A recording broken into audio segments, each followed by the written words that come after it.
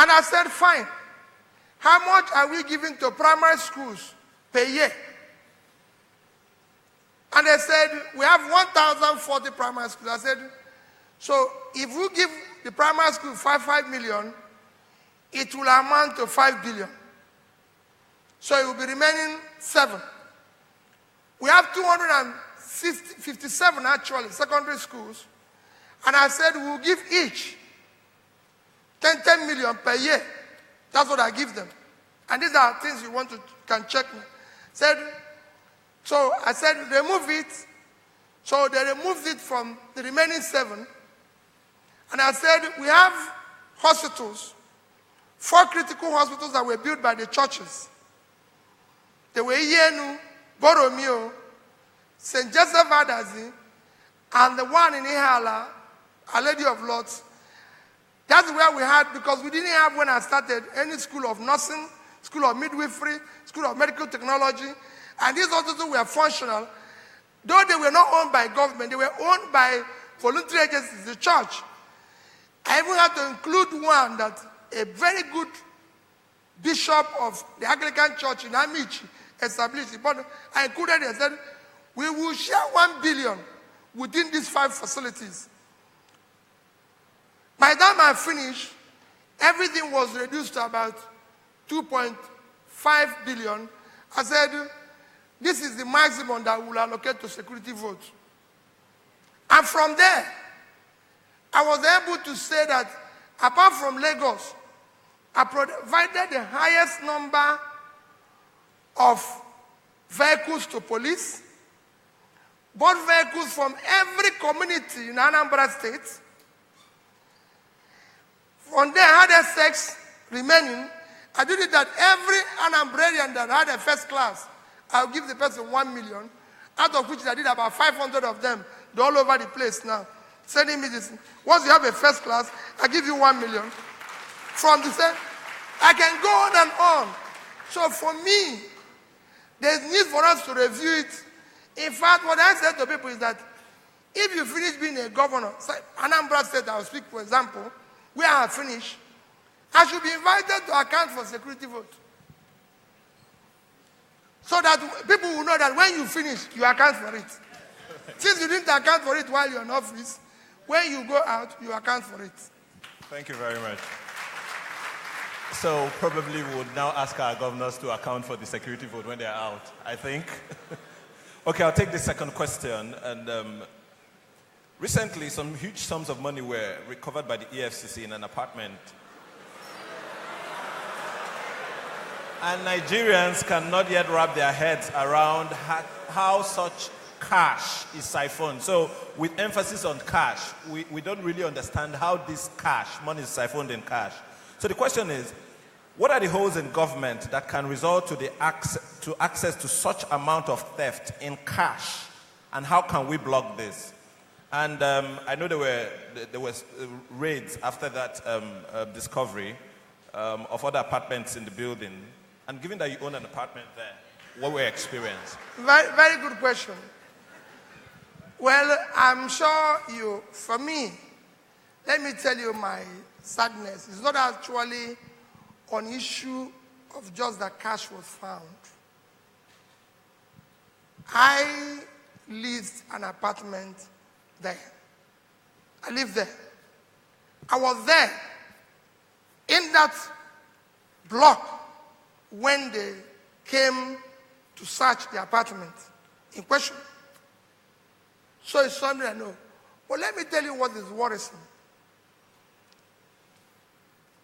Well, we don't know. They are still dealing with who owns the money and who doesn't own the money.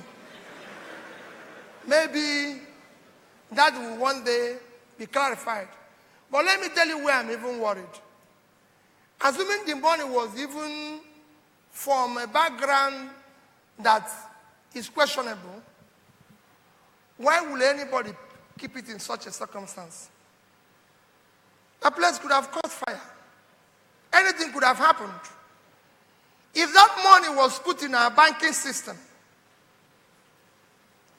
whoever kept it would have earned 8% per annum, so it would have earned about $7 million by now.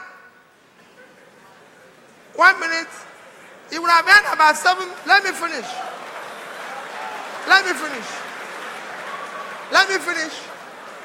That's $7 million. $7 million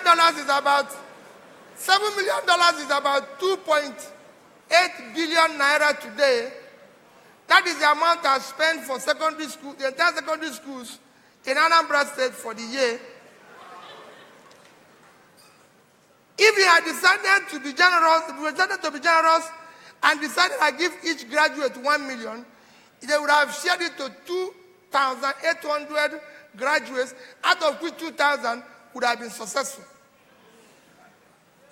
I can go on and tell you what that money would do. The bank that is keeping the money would have made 7% because they would have given it to a business at 15%, make 7%, which means the bank will keep going, and the business that they loaned it to will keep going. That is the economy. But that money was kept in a place where,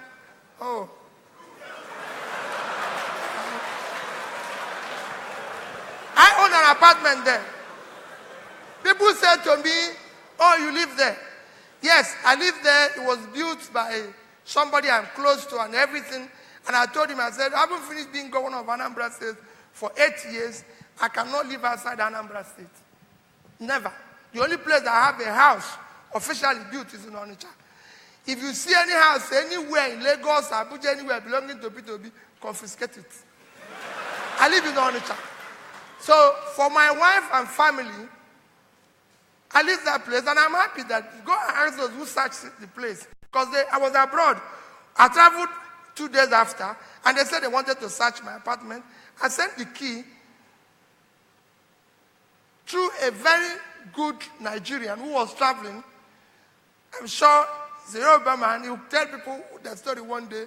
Said to him, give these people this key. They sent the key, and they searched my whole apartment. I can tell the only result they found there, they said, this man doesn't live here. It's only his wife's clothes and shoe that we saw and everything. That we didn't see anything belonging to him. But I've said it to so many Nigerians. Peter Obi wears only black shoe, and I have 2 pairs of it anytime, and I travel with it. The purpose of shoe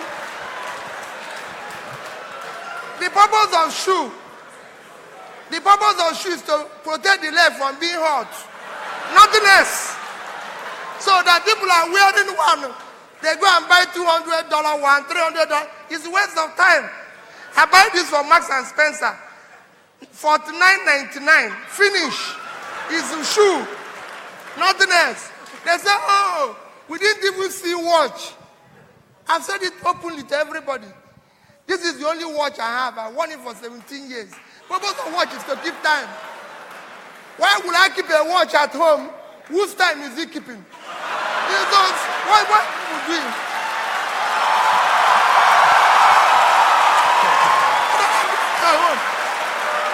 So, I leave the place. I want you to go and check my background. I'm not a poor person. Before I became governor, all of you can go and check my background, who I was before I became governor. Before I went into public life, I'm a very rich person. However, I have allergy for money being wrongly spent. That is why I go to schools. Every month, go and check the record till date. I visit at least 5 secondary schools all over Nigeria. The last visit was in Sokoto, and I give each at least 1 million naira. That is for me expenditure.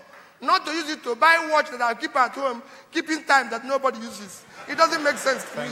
Thank you very much. So, the apartment is yes, but I'm appealing to Nigerians that is not a way to keep money. Thank you. Thank you very much, sir. No more. Yeah. Thank you very much, sir. Thanks for coming around. Thank you.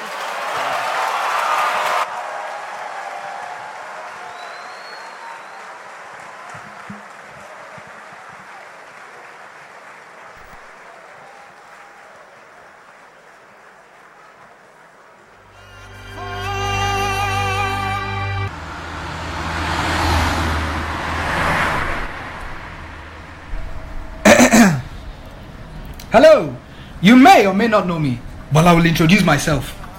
My name is Audu, and I'm a great example of how cutting waste can make a difference.